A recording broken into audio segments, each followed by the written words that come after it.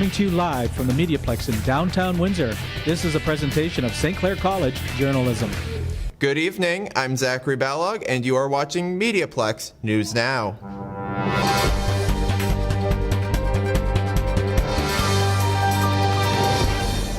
Let's catch up with our friends at Crime Stoppers and Constable Sarah Wernstein. The Windsor Police Major Crime Unit is investigating an attempt murder after a report of shots fired on February 27th in the 3000 block of Downing Street. One person has been charged, and police are seeking assistance in locating Robert Lebrecq, who is currently wanted for attempt murder and possession of a weapon dangerous to the public peace. Lebrecq is described as a white male, 20 years old, approximately 5'5", 130 pounds, slender build, brown hair and brown eyes. He has distinct tattoos on his left hand. Lebrecq is considered armed and dangerous. Do not approach the suspect if located and call 911 immediately. Anyone with information on his whereabouts or the incident is asked to call the Windsor Police Major Crime Branch or Crime Stoppers anonymously at 519-258-TIPS or online at catchcrooks.com. You could earn a cash reward of up to $2,000. I'm Police Coordinator Sarah Wernstein. Thanks, Sarah. Let's head outside for an early look at the weather. Sydney? Well, I sure picked the right day for this assignment. It's a very spring-like 12 degrees Celsius, and tonight it will cool off to a manageable 8 degrees Celsius. Stay tuned, and I'll be back a little bit later in the show with your 3-day forecast. Zach? The Government of Ontario is providing funds to help the arts industry survive during the pandemic. Jivan Arora reports. The Government of Ontario is supporting the arts. It starts with an investment of $25 million. Art organizations provide thousands of jobs for musicians, writers, painters, actors, dancers, and the many other working behind the scenes. This money is designed to help them to survive the pandemic. Government of Ontario has selected 140 organizations to support financially. The funding will be provided to 140 art organizations, including Art Gallery of Windsor. Derek Colbiso is a coordinator, special initiatives at Art Gallery of Windsor. That's normal for at least our organization and for many not-for-profits, particularly art galleries, right? Really depending on those regular public support through grants and different funding bodies like that. The Art Gallery of Windsor is a non-profit art institute in Windsor. The Art Gallery of Windsor established in 1943, and now it has nearly 4,000 works of art. Art Gallery of Windsor will get over $200,000 as a financial support. For MediaPlex News, I am Jivan Arora. Cade Ryan brings you the latest in home fitness in this Health Minute.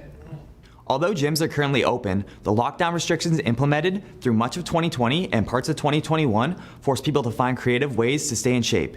The Department of Health and Human Services recommends adults get at least 150 minutes of moderate aerobic training or 75 minutes of vigorous aerobic training a week, plus 2 days of strength training weekly. Some safe activities people can do away from the gym or at home include mowing the lawn, going for a walk or run, riding a bike, dancing, push-ups, sit-ups, yoga, and general housework. There are all kinds of social media accounts dedicated to fitness tips and ways to stay in shape at home as well, which is suitable for people who still want to stay active while avoiding paying for a gym membership.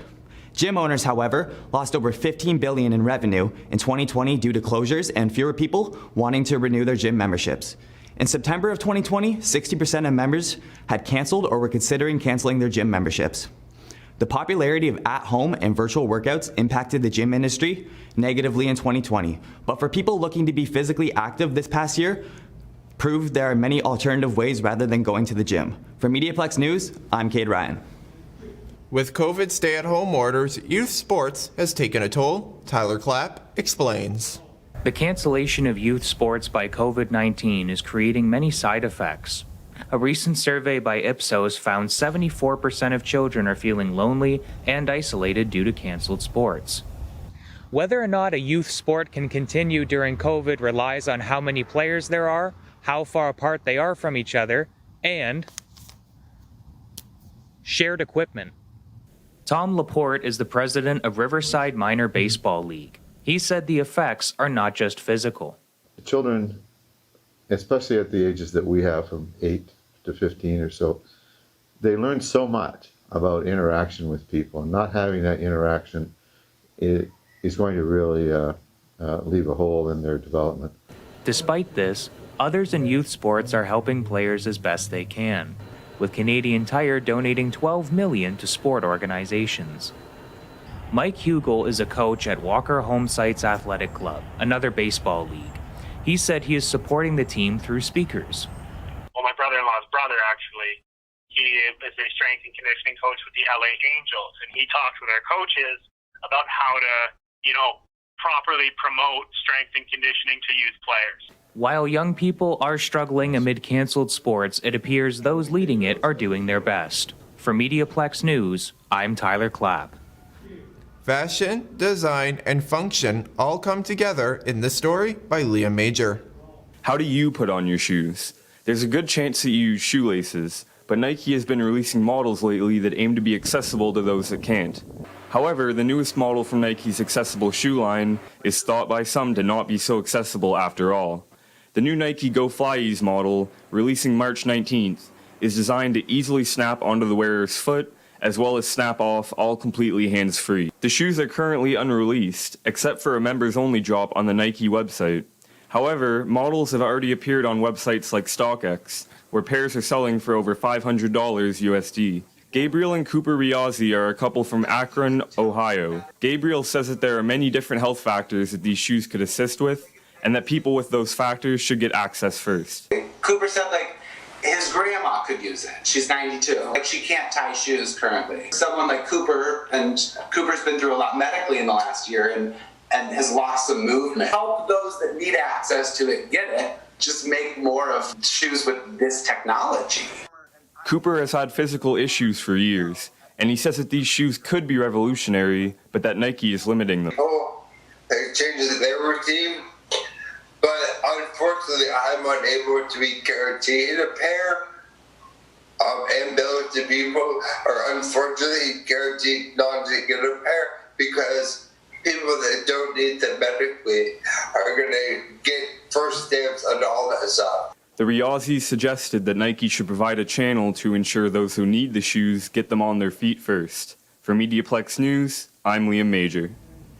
You have heard of binge watching. How about binge reading? Siddharth Krishna went out to bring you this story. There's an adage, reading is to your mind what exercise is to your body. But how are the reading habits of the people of Windsor during quarantine? Vishal Rajeshwari, an avid reader, tells us about his reading habits during quarantine. After that, when I went to work, I didn't get much time to read books. So I thought, during the pandemic, I got ample time to read books. The one thing which I wanted to do is read as much as possible, and I did. Kitty Pope is the CEO for Windsor Public Library. Well, Windsor has somewhat of a unique reading pattern. We absolutely love to read American history, American politics, and then, of course, bestsellers. But during the pandemic, we definitely have seen a big increase in nonfiction. According to a survey conducted by Ipsos for Indigo Books and Music Incorporated, the average Canadian spends at least 6 hours per week reading at least one book. For MediaPlex News Now, I'm Siddharth Krishna. Despite COVID, the arts in Windsor are alive and well. Albert Sharp reports. The stage is set for Windsor Feminist Theatre to premiere their latest piece. Letters to Grace is a play based on the book Amazing Grace by Marty Gervais. It is a series of monologues covering letters from nurses to Grace Hospital during World War II. According to lead actress Kiana Porter, this production is not one to be missed. Well, this one is a wonderful story, and because it's a true story, I feel like it's kind of a little bit more heartfelt just because you get to actually see what these nurses went through and you get to learn about the tight-knit community. The show is going to be performed at the Water's Edge Event Center on Riverside Drive. Now before the production's ready to be staged here at Water's Edge, there's a little more work to be done behind the scenes. While most of the rehearsal process has been over Zoom, the cast has begun working in person under current COVID-19 restrictions. We had the ensemble was rehearsing, and we had our vocal chorus, a few of them who could make it, and we quickly toured the space and then rehearsed outside in the parking lot and in the little courtyard area of the Water's Edge Event Center. Opening night is March 24th. For MediaPlex News, I'm Albert Sharp. As the saying goes, in real estate, it's location, location, location. And as I've found out, there are many locations to be had in Windsor. Empty, empty, and empty. Everywhere you step, there seem to be many vacant buildings on a stretch of Tecumseh Road East in South Walkerville, leaving some business owners to look at boarded-up buildings day in and day out. Brad March, owner of Schwab's and Primo's, said it is a little disappointing to see so many vacancies. Yeah, it's really disappointing. We've had a lot of good clientele in the neighborhood, and to see them leave is really disappointing. Just last year, there was a fire at Hogan's Printing right behind me, which also caused damage to nearby Palazzo Moda and the CIBC Bank, only adding to the growing numbers of vacancies in the neighborhood. We had a tattoo place, the CIBC's gone now, there was a fire, and seeing empty places, it's hard in the neighborhood. As of currently, there are no plans for a business improvement association. However, there have been talks about one in the area. We've been trying to put something together with Littlefoot Foods. I know he's been talking about it, but right now there's no BIA. Despite no plans for a BIA, residents say there should be a little more effort into dealing with the vacancies. For MediaPlex News, I'm Zachary Ballog. As things begin to open up, that would also include the library at St. Clair College. Jessica Tatton reports. Reading is good for your brain, but when you can't get together with friends and discuss that favorite character's death, you're left unsatisfied. Due to COVID-19, the St. Clair College Library has been closed to in-person youth since March 17, 2020. Melissa Forget, a library technician at the St. Clair College Library, said this closing affects face-to-face student direction the most. It's a bit harder to facilitate that instant connection right away. Students have been forced to learn individually, which can be difficult for some who thrive in group settings. Luckily, the library provides an alternative means for students looking for references and books that they cannot get in person. We have also started something called Lib Guides, or as you guys viewed on the website, it's reference guides. So we have tailored all this information from all of our databases into like one that is specific for your program. So if you're a nursing student, you're going to go into the research guides and you're going to find the nursing one, and we'll have everything that you particularly need for your course. The library looks forward to continuing their communication with students and broadening their use of social media and online means to help students more efficiently. We are available online, like just any students, if you want to reach out to us, just email at library@stclaircollege.ca. You can give us a call. And we're here to help.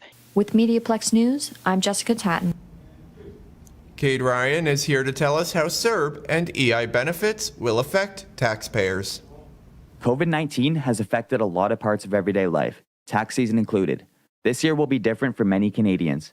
From March 15th to October 3rd, 2020, over $81 billion were collected by Canadian residents on CERB and employment insurance. As of April 28, 2020, 1 in 5 Canadian businesses had laid off more than 80% of their staff. Many people who have been depending on CERB and EI to pay their bills will actually owe money on their tax returns. Norm Levesque is a tax strategist with The Tax Expert. Those who received CERB that were on an employment income that was in lower to middle bracket, they're all going to have to pay taxes, unfortunately.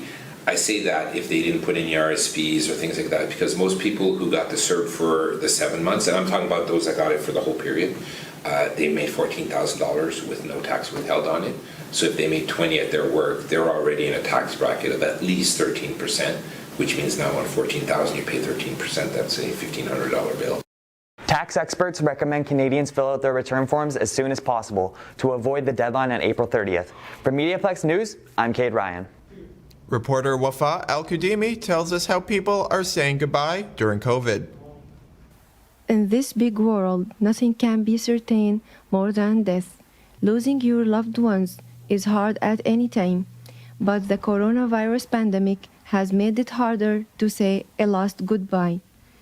So how does a funeral ceremony got impacted by COVID-19? Jerome Brannagan has lost his mother on February 10th. For our celebration of life for my mother was we would have had the room filled with many, many family and friends.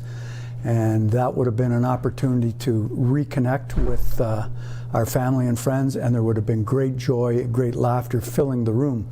And that laughter and that joy would have put everybody's heart at peace. People who serve families to memorialize their loved one at a funeral service have learned more about technology during this pandemic. Brian Parent is a founder and managing director at Families First Funeral Home. We've learned to use platforms certainly such as Zoom, Skype. We live cast through our YouTube channel to allow friends and family who are unable to travel here to be a part of the service. One of the hardest things that you may face in this life is to say the last goodbye for your loved ones. Rest in peace, all people who passed away during this pandemic, and our condolences to their families. For MediaPlex News, I am Wafa Al-Kudimi. There are many stresses in our life, and Tristan Zuderveen is here with some tips to help us cope. At some point in their lives, nearly 30% of adults are affected by some form of anxiety disorder. This, however, is not the same as generalized anxiety. Nearly every person on the planet has experienced moments of anxiety. Realizing you forgot to study for that math test, noticing your phone is on 1% battery, the never-ending cycle of wondering if you remembered where you left your keys. Normal anxiety like this relates to a specific situation and only lasts as long as the problem does, a proportional level of panic that is realistic in comparison to the issue. Anxiety disorders aren't as simple. When faced with a situation or problem, those afflicted by an anxiety disorder are prone to respond much stronger than expected to the stress. Even after the issue is resolved, doubt and worry may linger for a long time. Feelings of anxiety may come up for no reason at random times, and, despite there being no conflict, it can feel impossible to manage. Much of the anxiety that arises from these disorders may be unrealistic, like an overwhelming fear of a situation that will probably never occur. Whether you're facing a poor report card or an endless chain of what-ifs, it is important to learn to manage anxiety in whatever way works for you. I'm Tristan Zuderveen. Windsor area art lovers will love this story. Tega Awabasiwe has the news. The Art Gallery of Windsor will be going online. Among the events and programs this year is Thrive, a drop-in arts programming for youth, which is funded by the Ontario Trillium Foundation. Thrive kicked off at the beginning of 2021 and is held bi-monthly. Right now, we're all hanging out together. It's been really good. We seem to really enjoy our company amongst each other. So we're just kind of rolling with it as it goes and trying to be, what do people need right now? And what are they looking for? So the meetings are held on a popular group chatting app called Discord. Once there, they engage in art-based activities and explore artworks in the art gallery's permanent collection, as well as socialize and chat with each other. I think just having that early access to programming that affirms identity, that says, hey, look, there's like other people who are in this community too. With new art spaces to see every day, it looks like there will never be a source of boredom for anyone. This has been Tega Awabasiwe, report from MediaPlex News Now. Let's rejoin Sydney outside for a look at our 3-day forecast. Sydney. As you can see, it's very nice outside. However, it is not a record. In 2012, it hit a high of 27. Let's have a look at our 3-day forecast. On Wednesday, there is a chance of showers and a high of 17. Thursday, we can expect showers again and a high of 16. And Friday, we can look forward to some sunshine and a high of 12. This weekend is the start of daylight savings time, so we lose an hour of sleep as we push our clocks ahead. That's it from me on the corner of University and Victoria. Back to you, Zach. 27 sounds nice. With many families at home during these times, how are they all handling being under one roof? Wafa Al-Kudimi reports. It has been more than a year since the outbreak of coronavirus here in Canada. Life has changed in many aspects worldwide. Schools and even children's play areas are closed. So how was the connection between parents and their children during this pandemic? Salma Riz is a mother of 2 kids, 12 and 11. As a family, it's good that we sit together most of the time, and there is something habits in my children. I didn't know it before. I knew it this year, what they like more. Studying online it's good seeing them most of the time, what they are doing, what they are, and how they act with their teacher. While children are spending their school time at home, many are concerned about how that impacts them and what about their relationship with their parents. Adam Amber is a grade 6 student. I miss playing outdoors in the activities and playing with my friends, but on the other hand, I love playing with my mom, my dad. We interact with each other and we have fun. Although it was a difficult year because of this pandemic, but it allowed parents and children to gather and interact more. For MediaPlex News, I am Wafa Al-Qudimi. The Eatery is opening up once more at St. Clair College. But as Albert Sharp found out, there's a little twist. Down here at St. Clair College's main campus, Eatery 101 is serving up a different kind of meal than usual. Let's take a look. Eatery 101 is a restaurant operated by the St. Clair College culinary program. However, due to public health measures, the restaurant was forced to pivot, now offering take-home meal kits for customers to prepare the meals themselves. Trevor Pitcher has been a frequent customer of Eatery 101 during the pandemic. I tried all the options, to be frank with you, and it was incredibly convenient and easy to work with. And so we kind of really were surprised by how easy it was and how good, I'm not exactly much of a chef, I'm more of a scientist, but how readily I was able to make a good meal by following the instructions they provided. According to Chef Maurice Boire, the new system offers a chance to teach not only his students, but the public as well. Repeat customers is something that we're seeing a lot of. People who like the concept of going home and having a meal prepared for you, and at the end of it, all you have left over is 2 or 3 dirty dishes. Those are the customers that we're seeing repeated. So when you're ordering out, consider Eatery 101 and bring the taste of class home with you. For MediaPlex News, I'm Albert Sharp. It's all about video games in this Money Minute. Javon Aurora has the latest. Over the last decade, esports is gaining popularity. Esports is competing in multiple games just the same as we compete in other physical sports. The first esports tournament took place in October 1972 in Stanford University. Today, it is a very big industry with viewers of 380 million worldwide. According to Newzo, a esports analytic website, the total revenue of esports in 2020 was about $1 billion. And it is estimated that it will reach $1.6 billion in 2023. Professional gamers stream their gameplay on social media. As well, colleges like St. Clair are providing separate courses on esports. A lot of websites and games are giving big prizes by organizing online tournaments. Games such as PUBG, Call of Duty, and Among Us are trending nowadays. To play these games, you just need a PC, a little bit of accessories, and some skills. If you have these things, you too can become a champion and maybe win big. For MediaPlex News, I am Jeevan Arora. Thanks, Javon. Have you ever heard of Easter eggs in television and movies? Albert Sharp explains in this Entertainment Minute. Have you ever gone hunting for Easter eggs? No, not that kind. By Easter egg, I mean hidden details, clues, or references within a piece of media. Originating with the Atari classic Adventure, Easter eggs have become a staple of modern media, with people dedicating entire careers to finding them on platforms like YouTube. Notable Easter eggs include things like the HAL Room, a recurring room in Kirby games referencing the game's development company, HAL Laboratories, or the infamous Konami Code. In television and film, Easter eggs have been used to reference source materials and other famous pieces of media. Coming. Other Easter eggs include things like Starbucks cups appearing in every scene of David Fincher's Fight Club, or the real Frank Abagnale Jr. appearing in Spielberg's Catch Me If You Can, as a police officer arresting his own film counterpart. Regardless of the medium or form they appear, it's clear that Easter eggs are a fun and clever way to add further detail to media. Happy hunting. I'm Albert Sharp, and this has been your Entertainment Minute. COVID isn't funny, even if you're in the comedy business.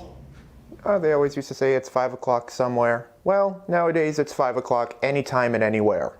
Silence. That is the atmosphere at local comedy hotspots in Windsor, Essex. Due to COVID-19, clubs were forced to halt open mic nights and regular shows at the start of the pandemic, leaving comics in limbo. Robert Kemeny, a local stand-up comedian, says that it has been a while since comics have told their last jokes. Right before St. Patty's Day of last year. It looks like the next show is not going to be till after St. Patty's Day this year, so it's a whole year without doing stand-up in Windsor. Just because there is no stage to perform on, there are still ways to make people laugh through video sites like Zoom, and there are even tutorials on how to do it. Leo Dufour, stand-up comedian and owner of the Windsor Comedy Corner, said that doing comedy virtually might have an impact on the clubs themselves. Going through the phases, but eventually I don't think there will be stand-up comedy clubs anymore. Not in this way. Maybe on the internet or on the TV or something like that, but not live. I don't think we'll have the comedy clubs. With in-person comedy at a halt, you can still tickle your funny bone by logging on and watching it online.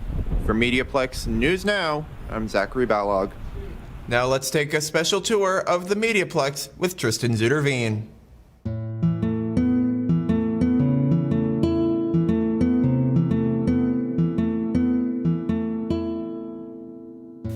In March 2020, the St. Clair College MediaPlex was temporarily closed as a result of the COVID-19 pandemic.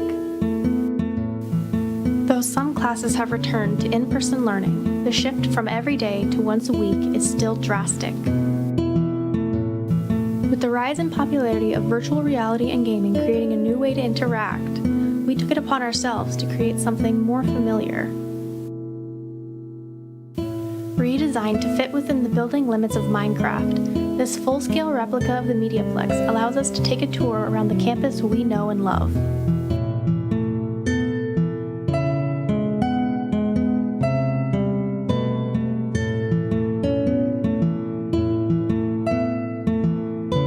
The computer labs and classrooms on the lower level, commonly used for students in the public relations program, are complete with seating arrangements from memory.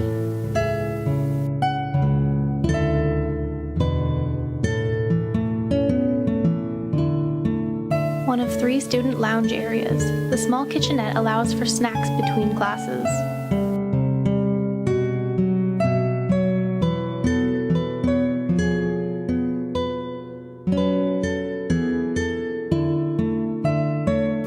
On the second floor, the computer lab and classrooms are readily available and usually occupied by students from the journalism and media convergence programs. Classroom 119 is the most used computer lab for journalism students, whether it be for research or editing purposes.